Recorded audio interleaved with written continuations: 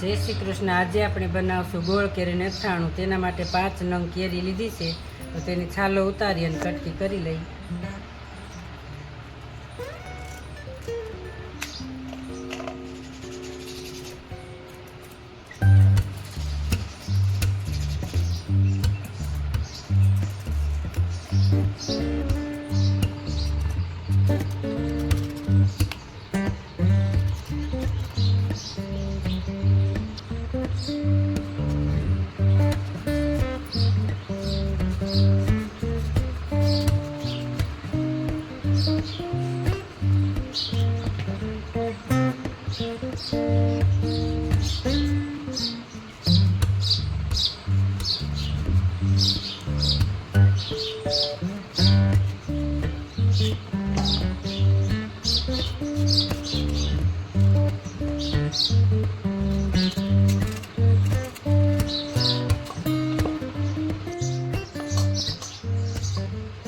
કેરીની કટકી કરી નાખી, નાની કરી તે હાલે, આવડા ટુકડા કરવા હોય ને તોય હાલે।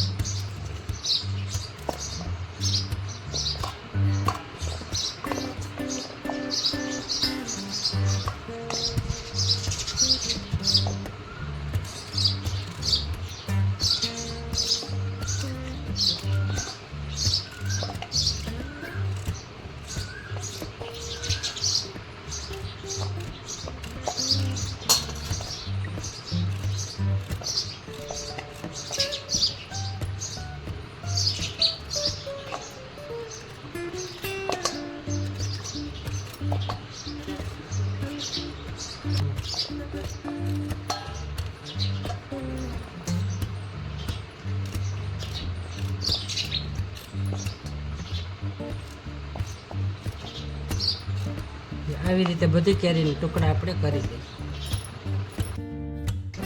એટલે બધી કેરી સુધારાઈ ગઈ છે। હવે હળદર ને મીઠું ચડાવી દઈએ, પછી એને 8 કલાક રહેવા દઈએ અને સૂકવી દેવાની એક સાદા કપડામાં।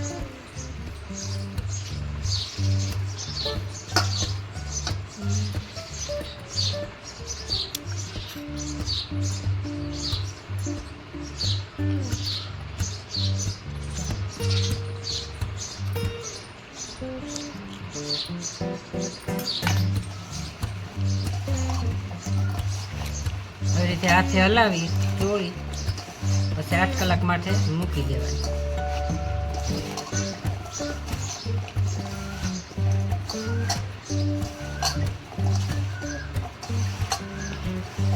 બે કલાક આમ ઊંચા નીચી કરવાની, એટલે બધામાં મીઠું સરખું ભળી જાય।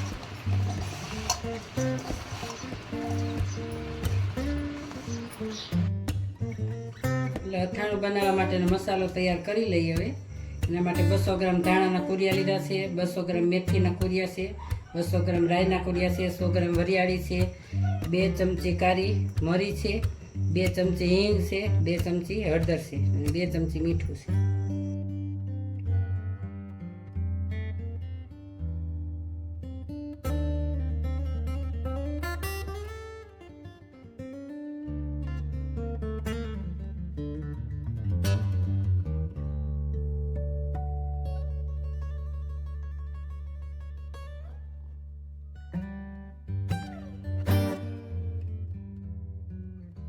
કલર આવે એ માટે આ તૈયાર મસાલો લીધો છે ગોળ કેરીનો। એ તેલ ઠંડુ થઈ જાય તે પછી આમાં અંદર નાખવાનું, એટલે ચટણી બળે નહીં। તેલ ગરમ થઈ ગયું છે, આમાં આપણે તેલ ઉમેરી દઈએ। 250 ગ્રામ જેટલું તેલ લીધું છે।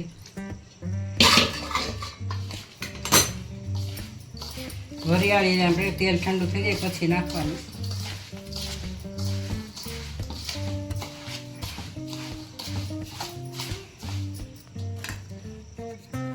મીઠું ઉમેરી દઈએ।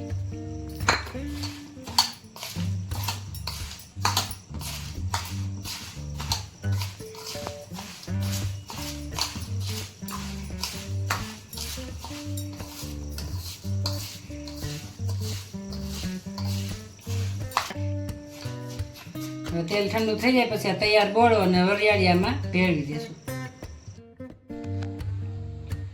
એટલે 8 કલાક થઈ ગઈ છે, તો આપણે હવે કેરીને કટકીને કાઢી લઈ.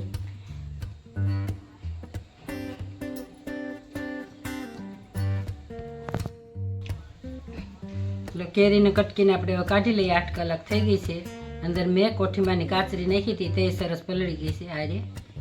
અને ગાજરની ચીરું મેં ગરમ પાણીમાં સવારે પલાળી હતી થોડીક વાર, અને પછી ખાટા પાણી પલાળી દીધી, એ પણ સરસ પલળી ગઈ છે. તો હવે બધું આપણે એને સૂકવી દઈએ. આવી રીતે છૂટું છૂટું સૂકવી દેવાનું.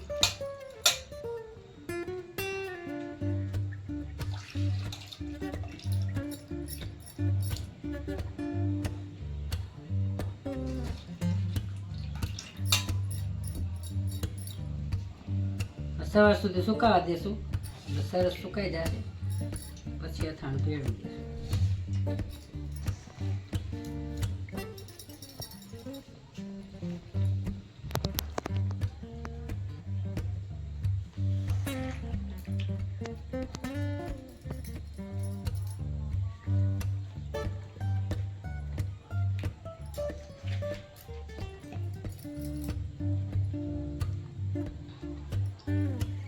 આવી રીતે છૂટું છૂટું સૂકવી દેવાનું.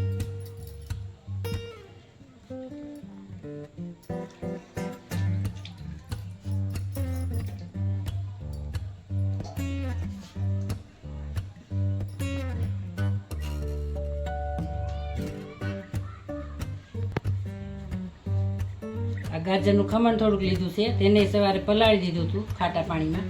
અત્યારે એને સૂકવી દઈ, પછી આમાં સાથે ભેળવી દઈશું.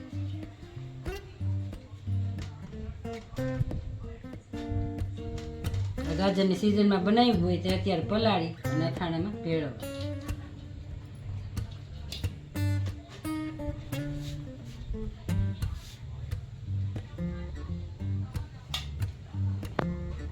પાણી બધું આ મુઠ્ઠી ભરી ભરી અને નીચવી નાખવાનું, હાવ કોરું કરી નાખવાનું, પછી ઉકળવાનું.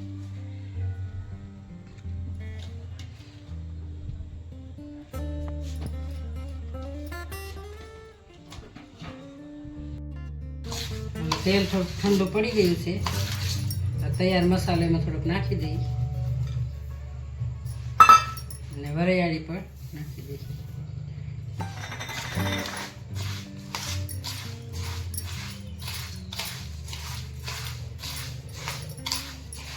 લાલ મરચાંને બદલે તૈયાર બોળો ભેળવો છે, તો સ્વાદ સારો આવે.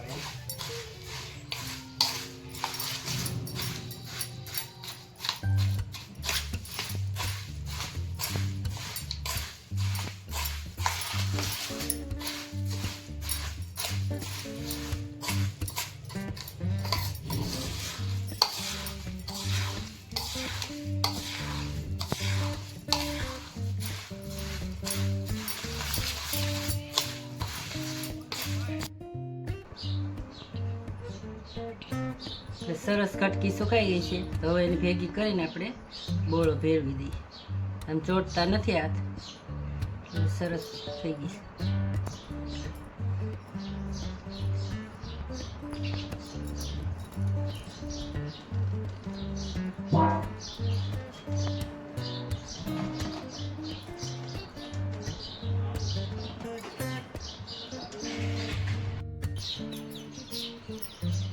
સ્પેશિયલ અથાણાનો ગોળ આવે એ 2 કિલો લીધો છે. હવે આપણે એને ભેળવી લઈશું.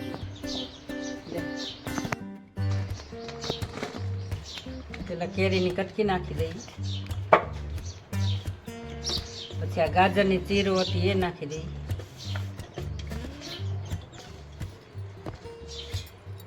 થોડું ખમણ લીધું હતું એ પણ આમાં ભેગું નાખી દઈએ.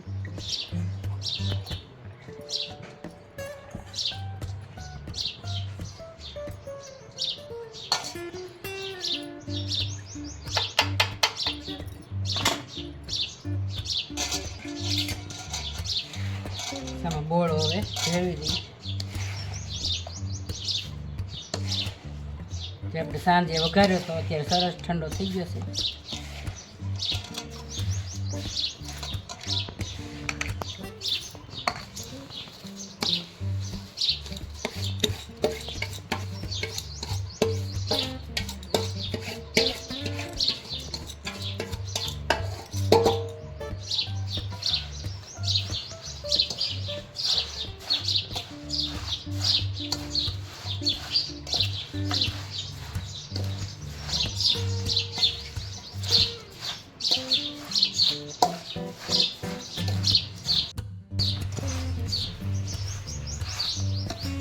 સરસ ગોળો ભળી ગયો છે તો આપણે ગોળ એમાં નાખી દઈએ.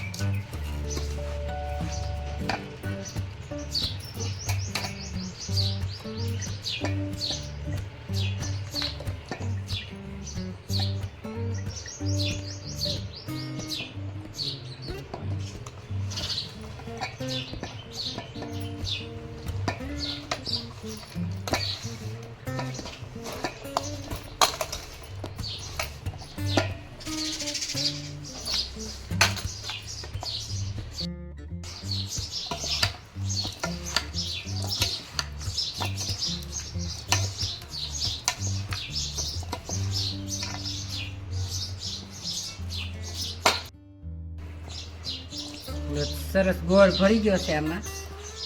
હવે થોડું તેલ ગરમ મેં મૂક્યું છે, ઠરી જાય ને પછી આમાં હું નાખી દઈશ અને આને 5 દિવસ ઢાંકીને રાખવાનું તો સરસ રસો આમાં થઈ જાય.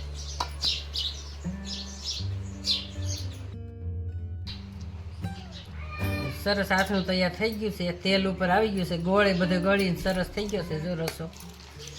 અને ઉપરથી તેલ જે નાખવાનું હતું ને એમાં નાખી દીધું હતું અને 5 દિવસ માટે ઢાંકી અને મૂકી દીધું. તેલ સરસ જો માથે આવી ગયું હોય બધું, તો એને આપણે હવે ભરી લઈએ. જો બધું સરસ તેલ માથે આવી ગયું. થોડુંક તેલ ગરમ કરીને ઉપરથી નાખી દીધું હતું એટલે સરસ થઈ ગયું.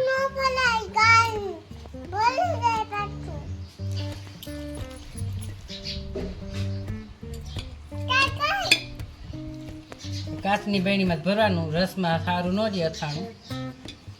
પછી દબાવી દેવાનું, ભરીને સરસ માથે વજન મૂકી દેવાનું.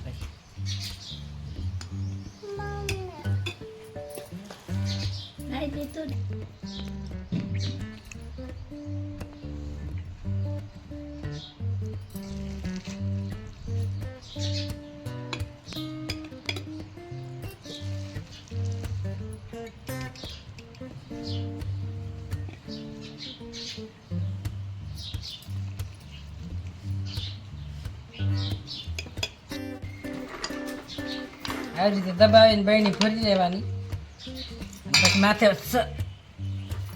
પથ્થરો એક લઈને સરસ ધોઈ સાફ કરીને માથે જ આવી રીતે મૂકી દેવાનું એટલે અથાણું ઉપર ન આવે અને તેલ માથે જાય ને તો અથાણું બગડવાની બીક ન લાગે.